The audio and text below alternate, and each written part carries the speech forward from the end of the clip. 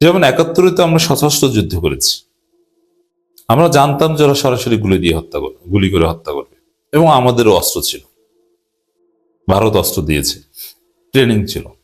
কিন্তু ২৪-এ দেখেন সরাসরি হেলিকপ্টার থেকে গুলি, ২০০-র মতো শিশু হত্যা করেছে। আপনি চিন্তা করেন, মায়ের কোলে থাকা শিশু, দুধের শিশুকে হত্যা করেছে।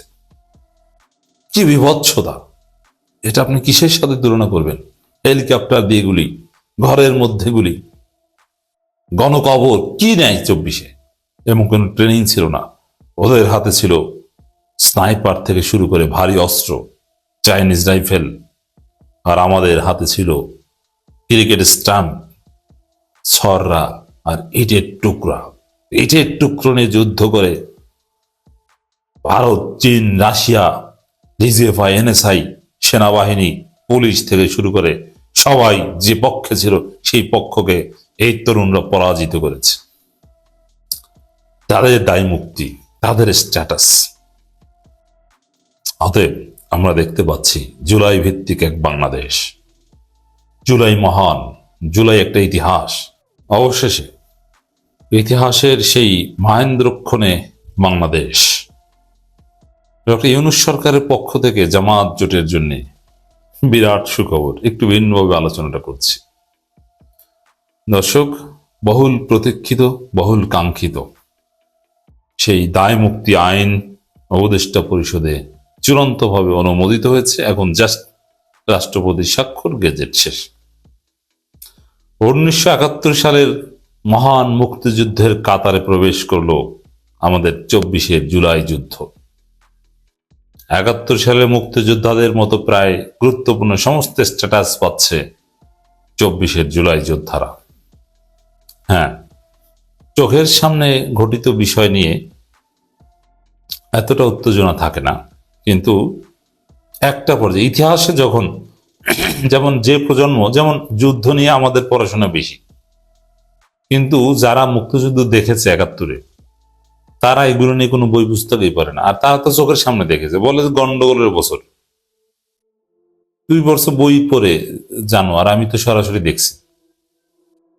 এজন্য জুলাই যুদ্ধ, ২৪ যুদ্ধ, আমাদের দ্বিতীয় মুক্তিযুদ্ধ, এটা নিয়ে আমরা তো ওইভাবে গবেষণা করি না, কারণ আমরা তো দেখেছি।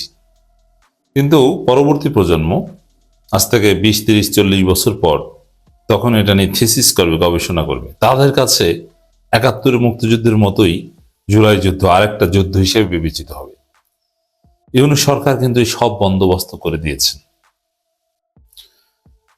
কি ৭১-এর মুক্তিযোদ্ধারা দায় মুক্তি পেয়েছিল, যে মুক্তিযুদ্ধকালীন মিন্স, এখানে আরো একটু বিষয় আছে আপনাদের অবগতির জন্য জানাই।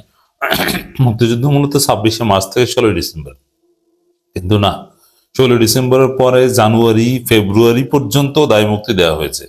ফেব্রুয়ারি পর্যন্ত যারা রাজাকারদের হত্যা করেছে, শান্তি বাহিনীর লোকজনদেরকে হত্যা করেছে, মুক্তিযোদ্ধারা বিহারীদের হত্যা করেছে, এগুলোর জন্য দায় মুক্তি দেওয়া হয়েছে।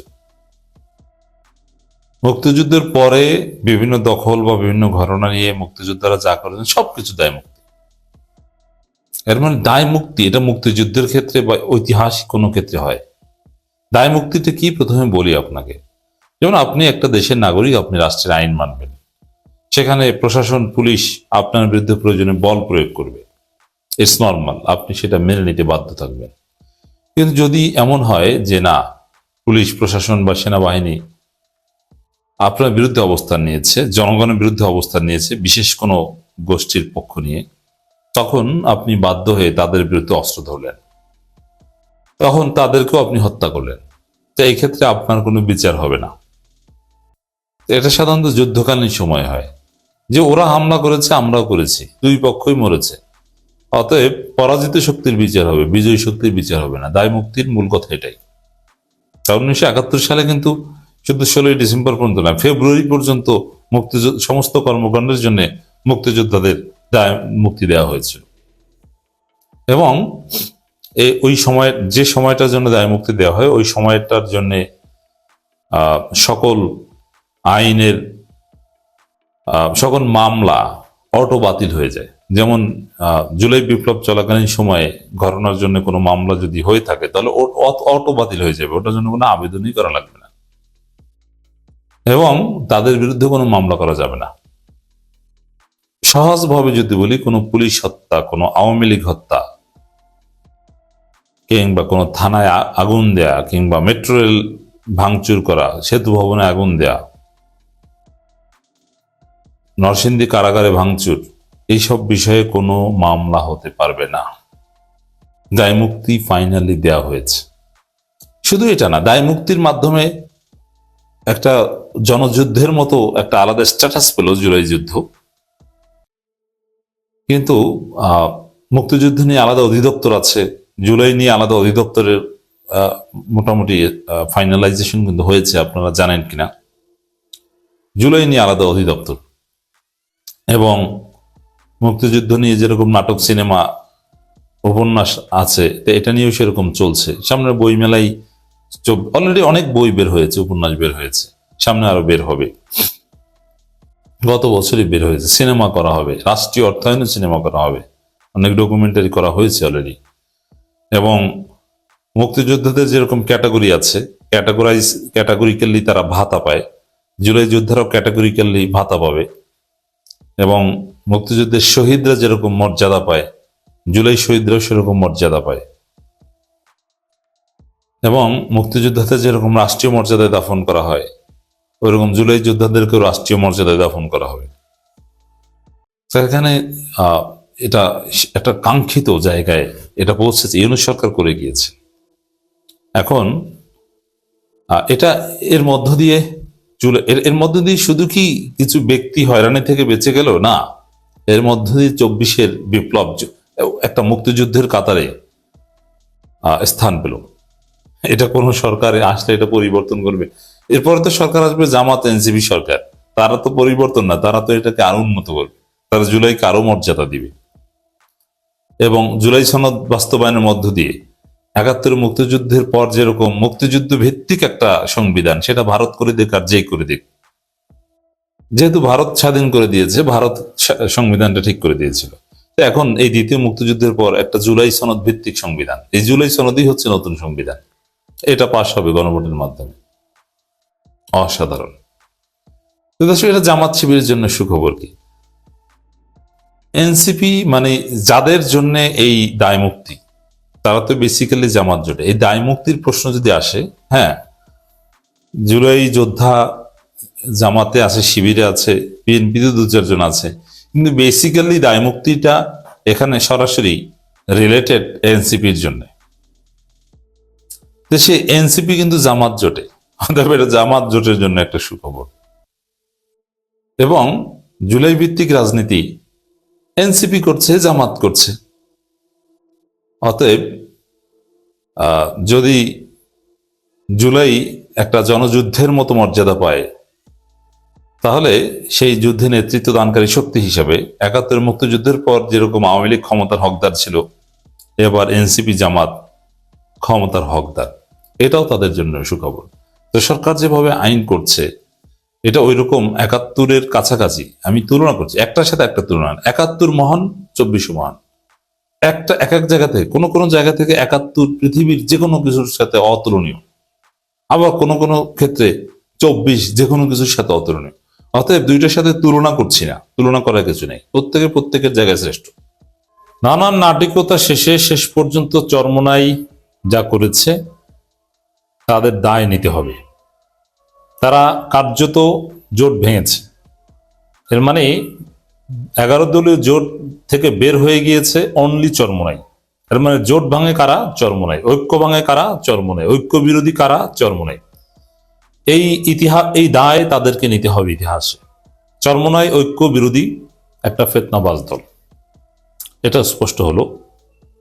তো দর্শক, যদিও আমার কেমন যেন মনে হয়, এবং এর পেছনে রাজনৈতিক ব্যাকরণও আছে, চরমোনাই আজকে সংবাদ সম্মেলনে জোট ছাড়ার যে ঘোষণা দিয়েছে, এটার কোনো পলিটিক্যাল রেশনালিটি নেই, কোনো বেসিস নেই। যেসব কথাবার্তা বলেছে কাজী আতর রহমান সাহেব, আমার কাছে শিশু সুলভ মনে হয়েছে।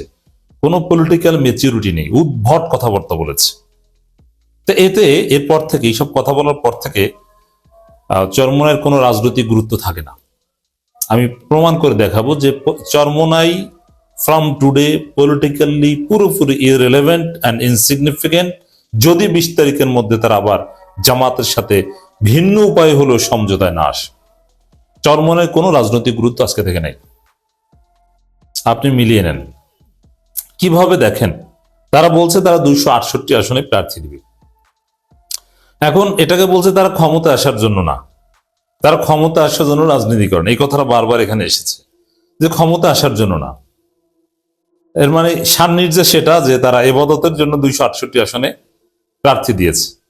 হয় যারা ক্ষমতা আসার জন্য না, ক্ষমতা আসার জন্য জোর দরকার নাই, আমরা ক্ষমতাই আমাদের মুখ্য না, জামাতের আমির বিদেশিদের সাথে মিটিং করে কি তা তাদেরকে বলে না, মানে ক্ষমতা কেন্দ্রিক তৎপরতা তাদের নাই। তা ক্ষমতা কেন্দ্রিক তৎপরতা, ক্ষমতা কেন্দ্রিক নির্বাচন রাজনীতি যাদের নাই, দে আর পলিটিক্যাল ইনসিগনিফিকেন্ট। এটা রাজনীতির আলোচ্য বিষয় হতে পারে না।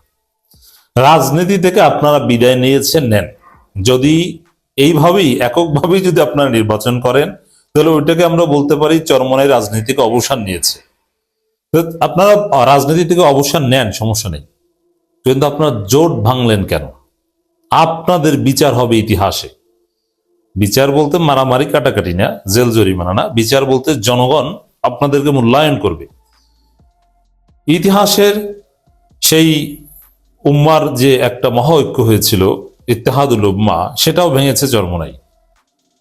আবার তখনও কিন্তু এখানে একটা কথা কিন্তু এসেছে যে বাবা হুজুরও ঐক্য করতে পারে না, এই ছেলে হুজুর নাতি হুজুররা ঐক্য করতে পারছে না।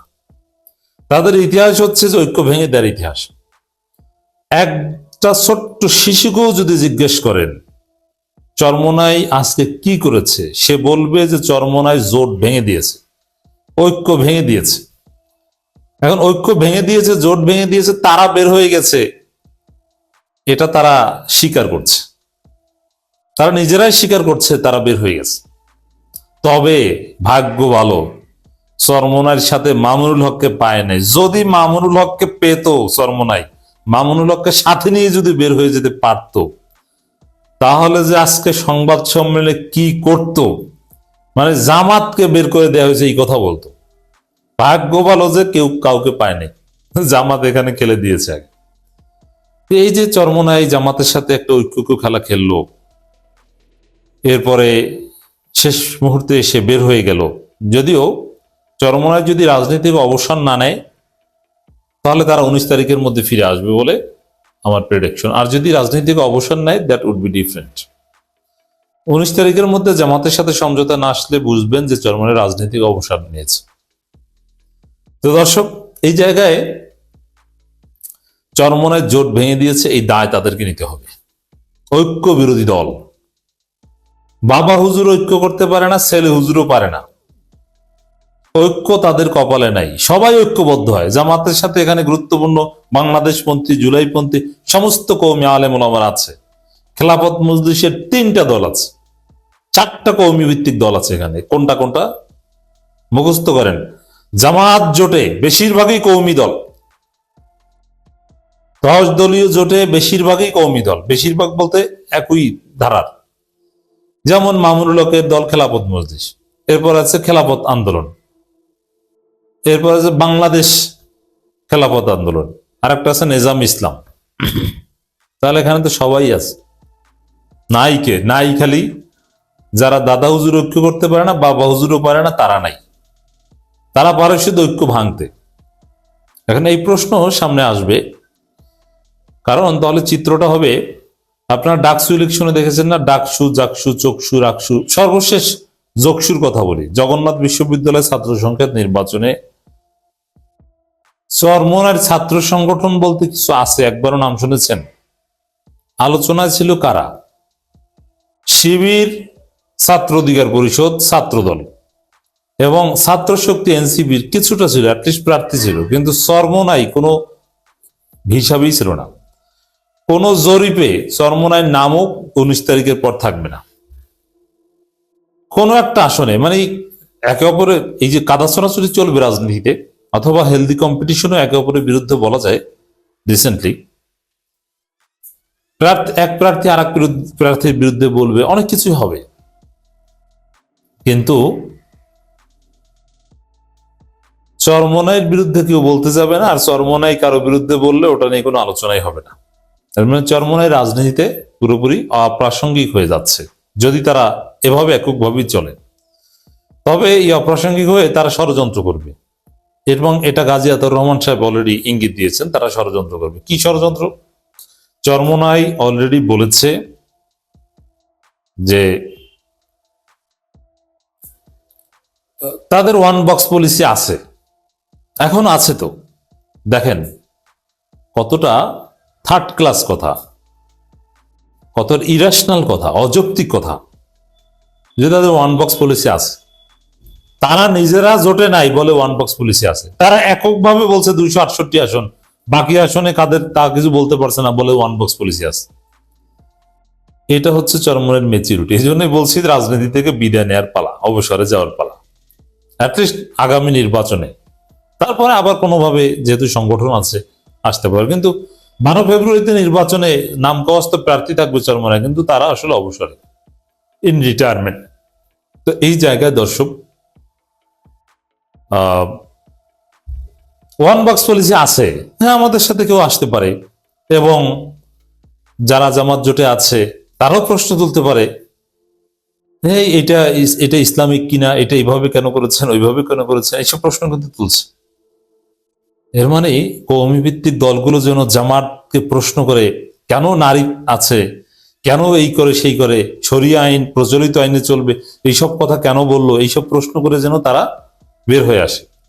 এবং তারা এখন যে ইউরোপিয়ান কথাবার্তা বলছে, জামাতের বিরুদ্ধে যে অভিযোগ করছে যে জামাত প্রচলিত আইনে দেশ চালানোর কথা বলে, আমরা শরিয়া আইনের, মানে এগুলো, এটা কোনো, এই মুহূর্তে এটা কোনো রাজনীতি না, এটা হচ্ছে রাজনীতি থেকে অবসর। তো এই জায়গায় জামাতকে প্রশ্ন করুক, প্রশ্ন করতে পারে, অথবা 32 আসনে কাদেরকে সমর্থন দেব, সেখানে অন্য কোনো ইসলামী দল বা জামাতের ওখান থেকেও আসতে পারে, এরকম ইঙ্গিত দেওয়া হয়েছে, যার অর্থ চরমোনাই ষড়যন্ত্র করতে পারে। অতএব তারা হচ্ছে এমন দল যে নিজেদের রাজনীতি তো নিজেরা নষ্ট করেছে, একজনে এমপি হতে পারবে না এটা নিশ্চিত করেছে, একই সাথে তারা ষড়যন্ত্র করতে পারে। বিএনপির সাথে আওয়ামী লীগের সাথে হাত মিলাতেও তারা দ্বিধাবোধ করবে না, পরিস্থিতি সেদিকে যেতে পারে। তবে যাই ঘটুক, ইতিহাসের দায় নিতে হবে, জোট ভাঙার দায় চরমোনাইকে নিতে হবে, দায় এড়াতে পারবে না।